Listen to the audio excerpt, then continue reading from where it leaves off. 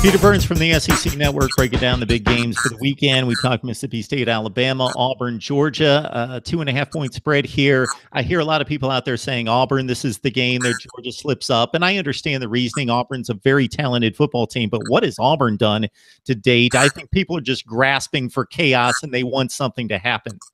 I mean, I think for Auburn, they look at a team that has a solid defense, not top tier, maybe like the Georgia Bulldogs or heck, even what a couple other squads have had so far this season. And I think they keep wanting Jarrett Stidham to be the real deal. Now, I saw Stidham and Chip Lindsey, his offensive coordinator, struggle with a 20-0 lead in Baton Rouge and thinking, how can you not get it done when you got Kerryon Johnson, you got guys that can run the rock, and yet they just didn't. It was baffling to me. There was no mid-range passing game. It was all deep balls or hey, we're just going to run the ball. So I think they've switched that up.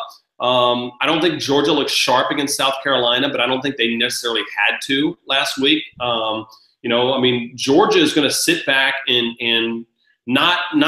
Bama 2 years ago, it was all about rushing the ball, rushing the quarterback, trying to get as many sacks as possible. And what Kirby learned is Kirby has kind of brought this defense to where it's like, hey, we're going to sit back. I think they're maybe second to last in the SEC in sacks. It's a lot about coverage. It's a lot about being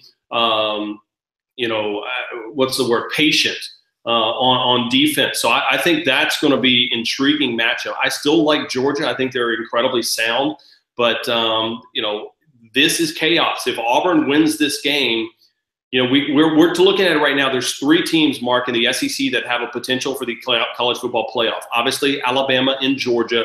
But if Auburn wins this game, they'll beat Georgia. Then they have an opportunity to play Alabama. And if they win that game, then they go to the SEC championship game and they could potentially beat Georgia again. So is a 2-loss team a potential? Probably a 5% chance, but go back and look at what happened in 2007 where we didn't have 4 teams. We had 2 and you still had LSU win it. So there will be chaos if Auburn wins right now. And Gus Malzahn, frankly, needs it because Gus is in such a weird spot right now. He could be in the college football playoff, and he could be coaching somewhere else either in the SEC or college football next year. It's a weird time for the Auburn Tigers, and I like Gus. Yeah, the schedule is challenging, but it also provides opportunity. So for a 7-2 team, Auburn has the clearest and most assured path to most likely 8-4. But they also have the path and the opportunity to do something. And can you imagine if you beat Georgia twice and Alabama once in a 4-5 week span and win 3 of those games? That's about as impressive as you can possibly get. And then you're one of your losses will be, and both your losses will be on the road, both at Death Valleys, right? You lost to 1 score to Clemson there in Clemson, and you lost to LSU where you had the lead.